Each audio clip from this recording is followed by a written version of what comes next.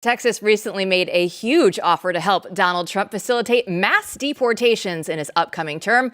In a letter to Trump, Don Buckingham, a medical doctor and the commissioner of the Texas General Land Office, offered him over 1,400 acres of land along the U.S.-Mexico border to build a deportation processing facility. So here to discuss with us is Todd Bensman. He's a senior national security fellow for the Center for Immigration Studies. So Todd, I mean, this sounds like a pretty decent offer. If you were advising Donald Trump, would you tell him to accept this offer?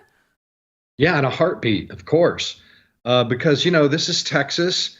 This is ground zero for 4 years of mass migration. Most of it came right through Texas. I'm talking to you from Austin. So, I'm very familiar with the situation here. What they're going to need space for is if there is a surge, a mad rush between now and Inauguration Day. And then after that, they're going to need to hold them somewhere for a few days while they implement Remain in Mexico and other pushback policies to put them back into Mexico or to fly them home or just to detain people by law. The law says the Immigration and Nationality Act requires that you detain illegal border crossers until their situation is adjudicated one way or another. So they need space for that. So, Todd, is there anything else needed? I mean, in terms of like the actual practical obstacles that could be thrown up in the way, if Trump gets in office and starts enacting this? I mean, I'm sure blue states have, their plans, but just start with Texas and red states. Is that just smooth sailing? Are we going to be able to do this?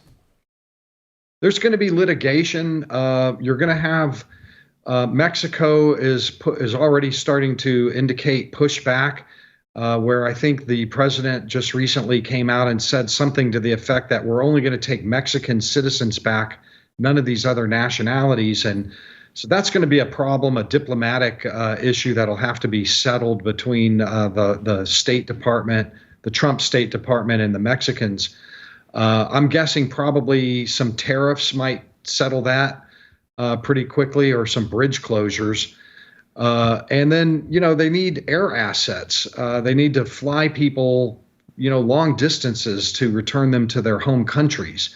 So you need bed space, you need aircraft, you need food. If you're detaining families, you have special needs to detain families for, 3, 4, 5 days, or however long it takes to put them on planes and ship them out. So there is an infrastructure requirement, and they're starting to. There's evidence that the transition team is beginning to think about what sort of infrastructure they're going to need. The Biden administration is already preparing, and the Abbott administration, for a surge over the next 60 days. I don't know if that's going to materialize. So far, so good. Fingers crossed. That they're already sort of deterred by what I call the Trump effect, which is just tough talk. We're going to deport you if you come in here.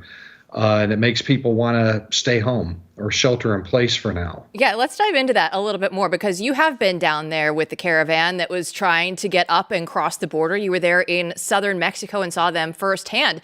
So what do you anticipate? I know that you post on X that illegal crossings are already down following the election, but what do you anticipate before Donald Trump actually gets inaugurated?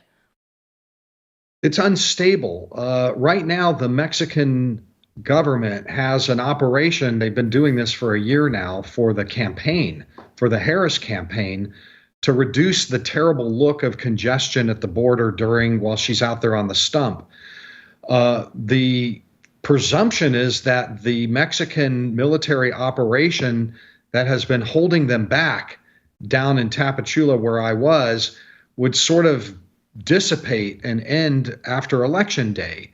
But the day before Election Day, Donald Trump was in North Carolina, I believe it was, at a rally, and he said, if you let any of these people through, when the day I get in, it's going to be 25% trade tariffs, then 50% if I'm not satisfied, 75%, and then 100%. So lo and behold, the Operation Carousel is what they call it, is still holding them back right now. But there are thousands pouring in from Guatemala still, coming through the Darien Gap, et cetera. And there's a chance that the Mexicans won't be able to hold them back. At some point, if they rush all at the same time, it's going to be a really difficult situation for the Mexicans. And that's why the Texans are preparing bulwarks, and they're bringing troops and soldiers in. They're really massing up down there to try to block them if they do start to surge over the southern borders. It's unstable. Right now, the numbers are, about 1,800 a day border wide from Tijuana all the way down to Matamoros. That's a pretty low number historically. It sounds like a lot, 15, 18, 2,000 a day, but it's not the 14,000 a day we were having in December. 10,000, 12,000, 8,000 a day for 4 years straight, 45 months straight. So far, so good.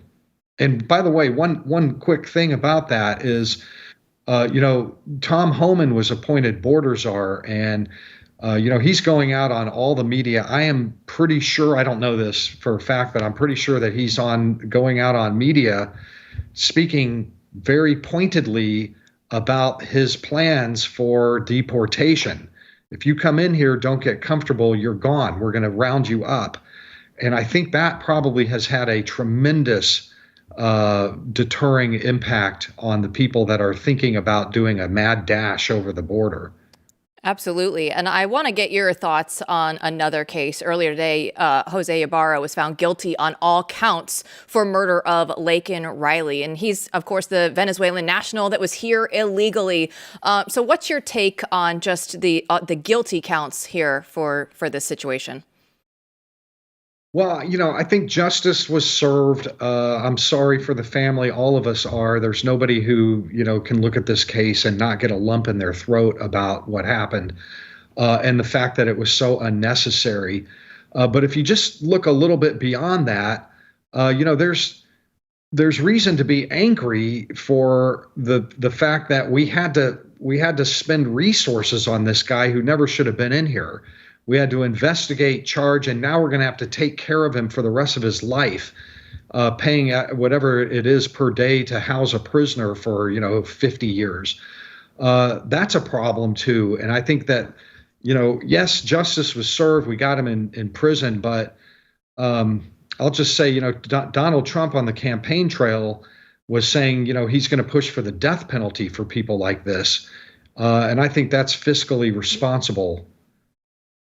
Yeah, we are all sending our prayers and thoughts out to Laken Riley's family today. And Todd, please keep us informed on the latest with all of the immigration crisis, because we know that this is still going to continue all the way up through when Donald Trump takes office. Thanks so much for your time.